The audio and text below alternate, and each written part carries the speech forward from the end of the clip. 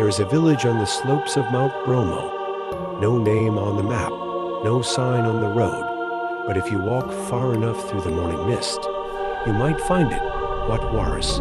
At first glance, it looks ordinary. Wooden houses, quiet farmers, the smell of firewood and wet earth. But something is wrong. There are no mirrors, no shiny glass, no metal that reflects. Even the water basins are too shallow to show a face. And the people, they never look at their shadows. Dimas was 26, a freelance writer from Surabaya. He was exploring East Java for a story on hidden traditions. Wat Waris was not part of his plan. He heard of it from a cigarette seller at a gas station. You want strange stories? Go to Wat Waris, the man said, but don't bring a mirror.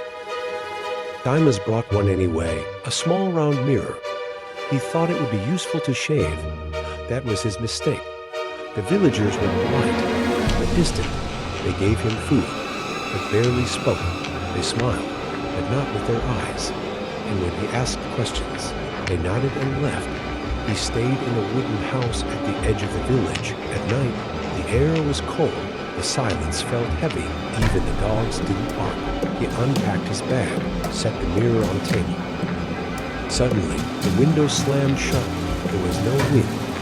Yet the glass shook like something that passed by. The mirror cracked, not shattered. Just one clean line down the middle. Dimas stared at his reflection. His face was there. But something about the eyes. They weren't blinking. They were watching him. The next morning, an old woman came with breakfast. Her name was Embok Retno. She saw the broken mirror and froze. Without saying a word, she pulled a cloth from her shawl and gently covered it. Don't let it see you twice, she whispered, or it'll start remembering you. Dimas gave a nervous laugh. What do you mean by it? The one beneath your face, she said, the one that wants to come out. That night, Dimas couldn't sleep. He heard soft tapping from the table, from the mirror, even though it was covered, and just before dawn, he turned toward it. His reflection blinked, but he didn't. Dimas sat still on the woven mat. His eyes were wide open, yet his body refused to move. The air inside the house felt unnaturally cold, not like night air, but something else, something heavy, something that didn't belong. His gaze stayed fixed on the wooden table in the corner of the room. On it lay the cloth he had thrown over the mirror the night before, the cracked mirror that had shown him a version of his face, but with eyes that didn't blink. He took a slow breath and rose to his feet. His legs felt strange, not tired, but resistant, like his own body was warning him not to go near. Step by step, he approached the table. The room felt silent, too silent. He reached out and pulled the cloth away. There it was, the same mirror, still cracked. A single clean line split his reflection in two. Two halves of his face stared back at him, but they were not the same. The eyes, they were wrong. They didn't blink, didn't shift, didn't react. They stared too deeply, as if they weren't looking at him, but through him. He leaned closer. So did the reflection, but he hadn't moved. Suddenly, he stepped back. The reflection stayed where it was closer than it should have been, unmoving, still watching. Quickly, he threw the cloth back over the mirror and stumbled away. His heart pounded, his hands trembled, his breath felt shallow. What did I see? He whispered. Why did it feel alive? A soft knock interrupted the silence. 3 slow taps on the wooden door. Then nothing. He turned, walked carefully to the entrance, opened it. No one stood there, just the wind, and on the ground, something small, a long black strand, wet, moving slightly. He bent down and picked it up. It was not hair, not thread. It was warm, and it pulled in his hand. He dropped it in shock and stepped back, slammed the door shut. Behind him, a sound, tap, tap, from the mirror. Tap, tap. Dimas froze. The sound came again, soft, deliberate, like fingernails gently tapping glass. He turned slowly. The cloth still covered the mirror, but the tapping had not stopped. It was coming from under the cloth, from the mirror itself. He backed away, step by step, until his heel hit the edge of the mat. The room felt colder now, thicker, as if something had awakened. He forced himself to look away, to sit back down, to breathe. It's just a dream. He told himself, just your mind playing tricks. But the tapping stopped and silence returned until a whisper, not loud, not clear, just a faint breath through the air. He couldn't tell where it came from, inside the room, outside the walls. The whisper grew into a soft murmur. Then a word, return. Daima stood up again, heart pounding harder than before. Who's there? He called out. His voice sounded small. Afraid? No answer. Just the wind. He turned to the mirror. This time, the cloth had moved. A corner of it now hung loose, revealing a sliver of the cracked glass underneath. And something was there, a hand, pale, thin, pressed against the inside of the mirror. It didn't move, but it was not his. He stepped closer, drawn to it, terrified, yet unable to stop himself. The fingers on the mirror twitched, then scratched, once, twice, then a symbol formed. It wasn't any letter he recognized. It was circular, jagged, sharp like a thorn spiral. As he stared at it, his vision blurred, his ears rang, and suddenly he saw a face, not his reflection, not the room behind him, but a woman. She had no eyes, just smooth skin where they should have been. Her mouth moved, but no sound came, only silence, then blood. It seeped from her mouth, from her eyes that weren't there. It smeared across the inside of the mirror. Daima screamed. He stumbled back, hit the wall behind him, and fell. When he looked again, the mirror was still. The cloth covered it once more. The blood was gone. The hand was gone. Only silence remained, and on the floor beside him, that black, pulsing thread he had dropped earlier. It was no longer still. It was moving, crawling toward the mirror. Daima stared at the thread.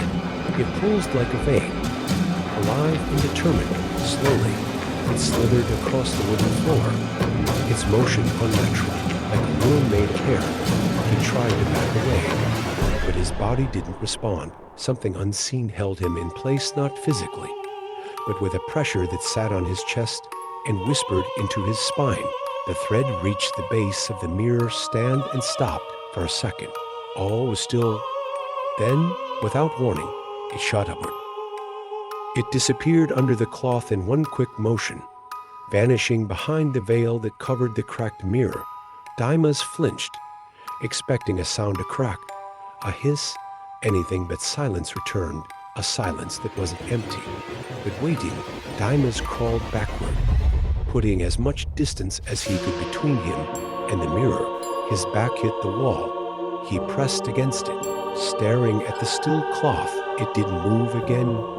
The mirror remained hidden, but he felt it. Something had changed. A scent filled the air, musty, wet, like old earth, and beneath it, something sharper, copper, blood. The cloth twitched.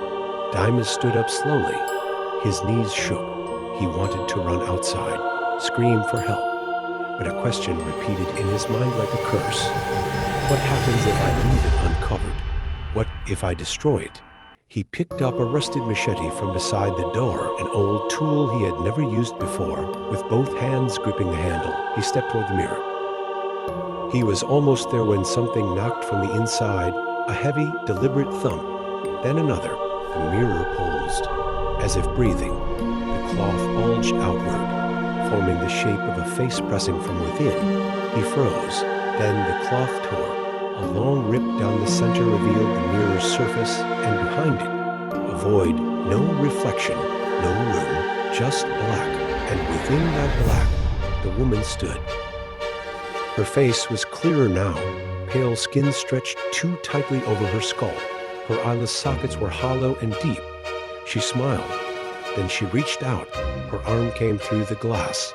Not a reflection, not an illusion. Her fingers thin, long, and stained with something dark curled into the air of Dimas' world. He screamed and swung the machete.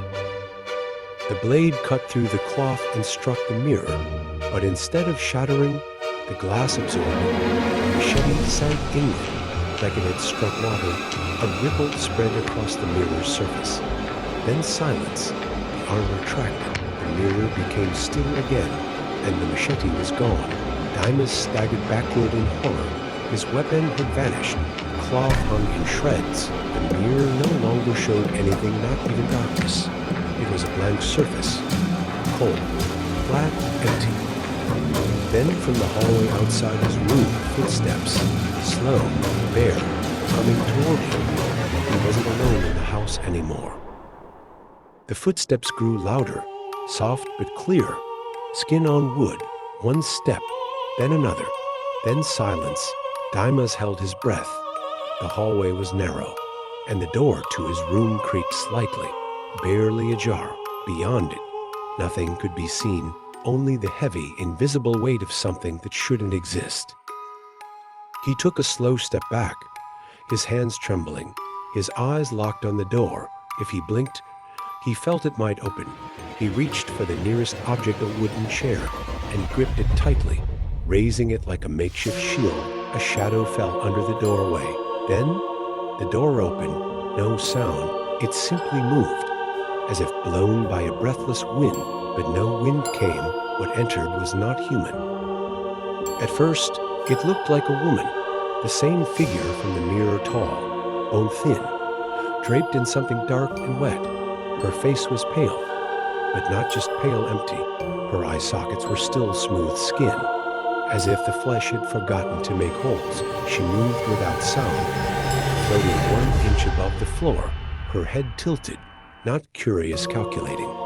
Then she spoke, her voice not from her lips, but from the air around him. You brought the mirror back. Dimas wanted to scream. Instead, his body froze again, like it had that first night. I didn't, he gasped. I covered it. I didn't look again. She smiled. Her teeth were too many. The mirror remembers. The village remembers. You're warned. Behind her, more shadows gather. Faces. Old, unfamiliar.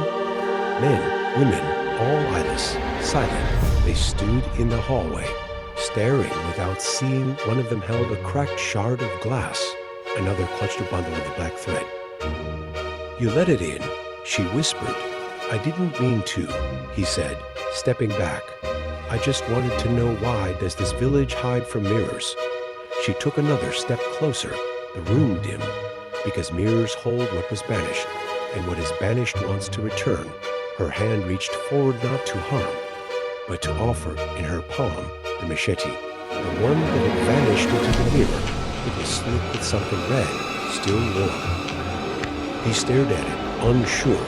End the reflection, she said, or become part of it. And then he understood. The mirror had never been just glass. It was a gate, a wound, a memory buried by the village long ago, when they chose to live without mirrors, without reflections, without reminders.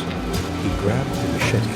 A woman stepped back, fading into the shadows. The other eyeless figures parted, leaving the hallway open. Dimas walked slowly toward the mirror. It now reflected again his face, and hers behind him, dozens of others watching, waiting. He raised the blade and struck. The mirror cracked, split, screamed, but not from him. From inside, something tried to pull him in, but he held his ground. Another strike, and another, until the glass shattered completely. The shards scattered across the floor like falling stars. The room went quiet. When Dimas opened his eyes, the figures were gone. The thread had turned to ash. The machete lay cold at his feet, and the mirror, just broken glass. He walked outside. The morning fog had lifted. The village was silent. Doors slowly creaked open. Old faces peered out. Some nodded, some wept. They knew. Dimas didn't speak. He just kept walking. He passed by an old well, then the stone altar at the edge of the village. Finally, he stopped by a tree where once, long ago, someone had hung a small mirror. He buried the shards there. No prayers, no words, just silence. And for the first time since he arrived, the silence felt right.